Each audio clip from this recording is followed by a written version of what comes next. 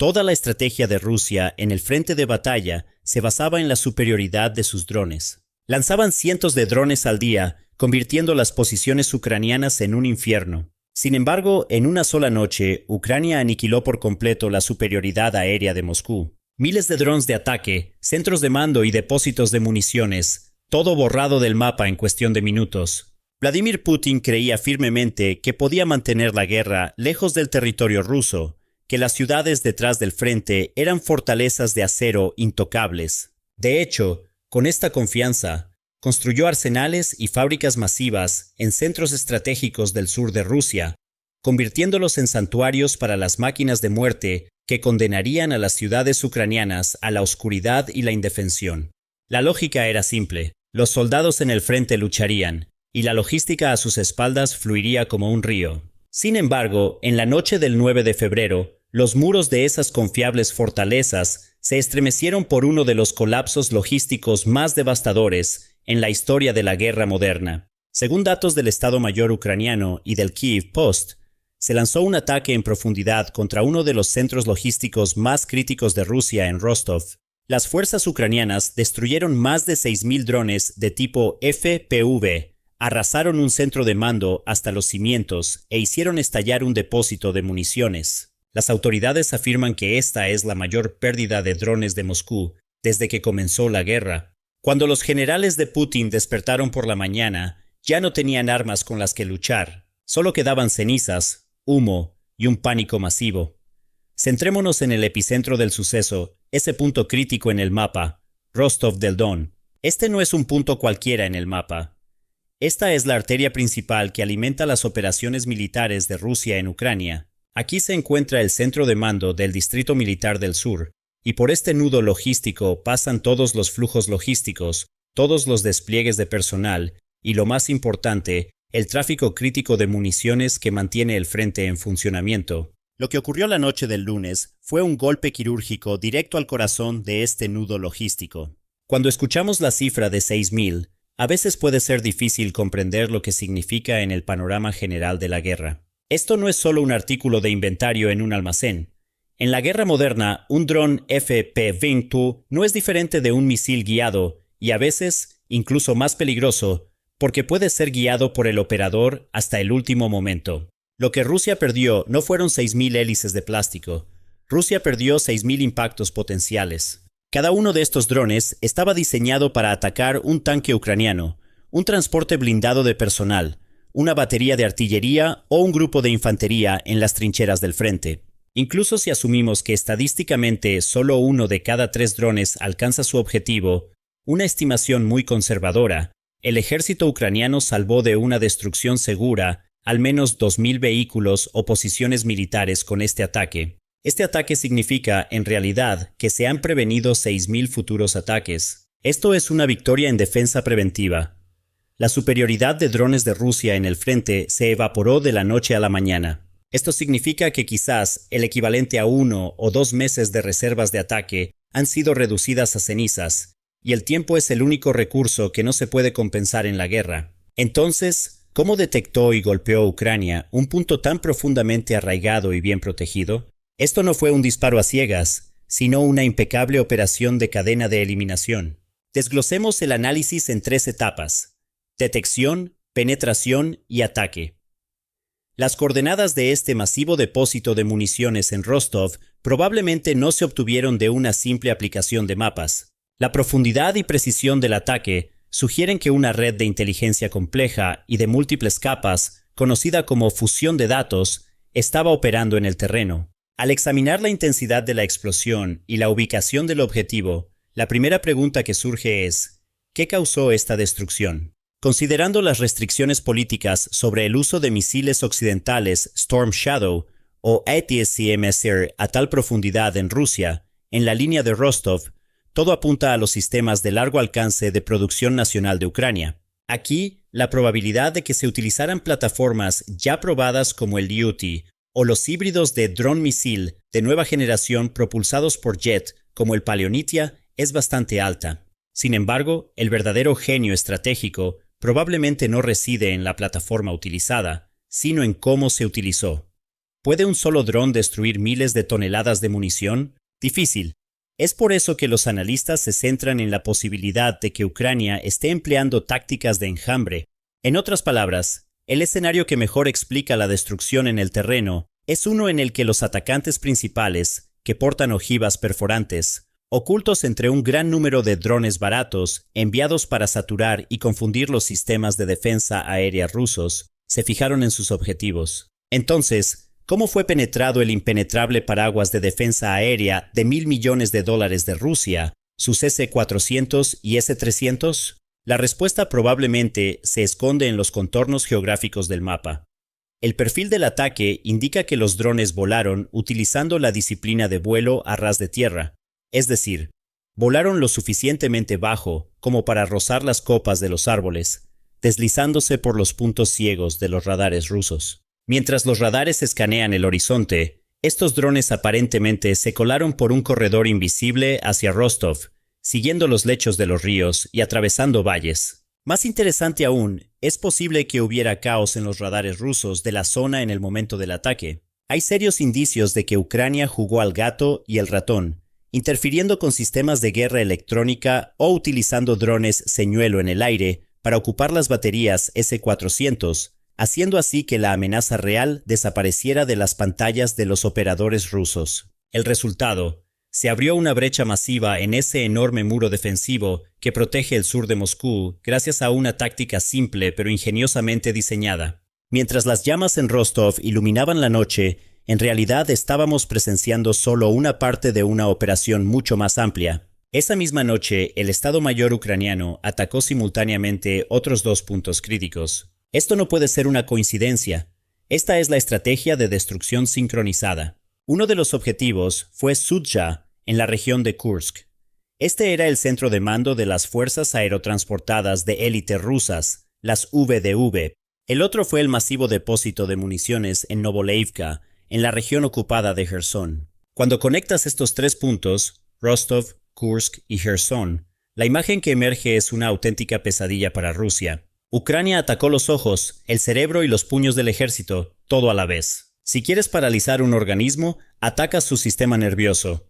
Eso es exactamente lo que hizo Ucrania. Según fuentes independientes, el ataque al centro de mando de las VDV creó un silencio abrupto en la cadena de mando de las unidades rusas, más competentes y mejor entrenadas sobre el terreno. La pérdida del centro de mando aumenta exponencialmente el caos en el campo de batalla. Cuando una unidad ve que los drones no llegan, intenta contactar al centro para informar de la situación y no recibe respuesta del otro lado, cunde el pánico. La pregunta, ¿nadie está al mando?, es la primera chispa que enciende la desintegración de una unidad militar. La explosión del depósito de municiones en Novoleivka silenció la artillería rusa en el frente sur. Con los cañones en silencio, los drones en tierra y los comandantes sin responder, solo queda una infantería indefensa. Este ataque múltiple demuestra cuánto ha mejorado la coordinación de inteligencia y potencia de fuego de Ucrania. La incapacidad de Rusia para proteger estos objetivos, dispersos en una amplia área geográfica al mismo tiempo, es una señal de cuán extendidos están sus recursos. Están confundidos sobre dónde colocar sus sistemas de defensa aérea. ¿Deberían proteger el depósito, el centro de mando o la línea del frente? Ucrania deja a Rusia con estas decisiones imposibles y castiga sin piedad el punto que queda desprotegido cada vez. La guerra no se libra solo con acero y pólvora. El componente más importante es la psicología humana. Ahora, pónganse en el lugar de un soldado ruso que espera en una trinchera fría y fangosa en el frente. Durante semanas, sus comandantes le han estado diciendo: resistan, vienen grandes refuerzos. Arrasaremos las posiciones ucranianas con nuevos enjambres de drones. Estás esperando ese momento, ese apoyo aéreo. Y entonces, un susurro se extiende de boca en boca. Se han acabado. Explotaron todos en Rostov. Para un soldado, esto no es solo la noticia de municiones perdidas. Es el sentimiento de nos han abandonado. Saber que tu propio ejército no puede proteger tus municiones, incluso en una fortaleza como Rostov, en lo profundo de tu propio territorio, destroza la sensación de seguridad. Esta desmoralización es como una enfermedad contagiosa.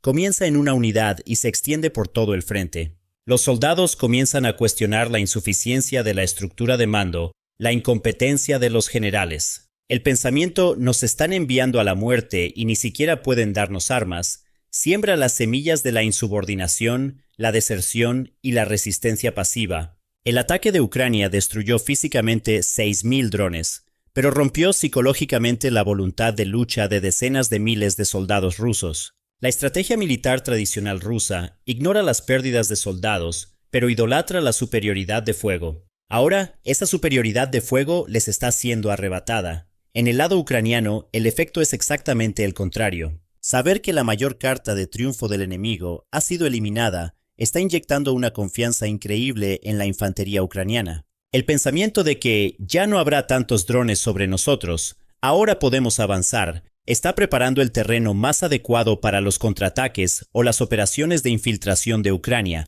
Ahora, miremos detrás de escena cómo llegaron esos 6.000 drones allí y cómo serán reemplazados los nuevos. La industria de drones de Rusia depende en gran medida de proveedores extranjeros. Los motores, los sensores de las cámaras, los transmisores de video y los chips de control de estos drones FPV no se fabrican en Rusia.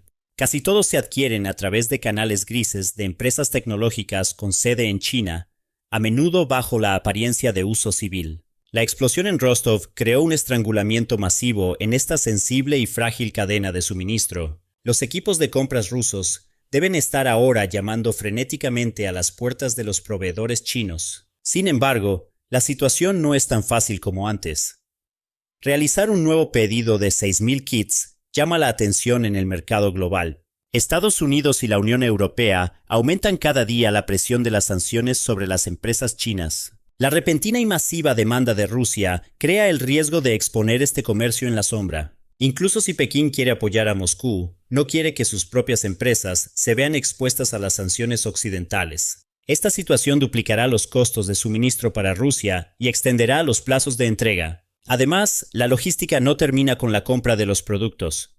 Estas piezas deben ser llevadas a Rusia, distribuidas a los talleres de ensamblaje, procesadas allí para convertirlas en armas y luego enviadas de vuelta al frente. Este proceso lleva semanas, en el mejor de los casos.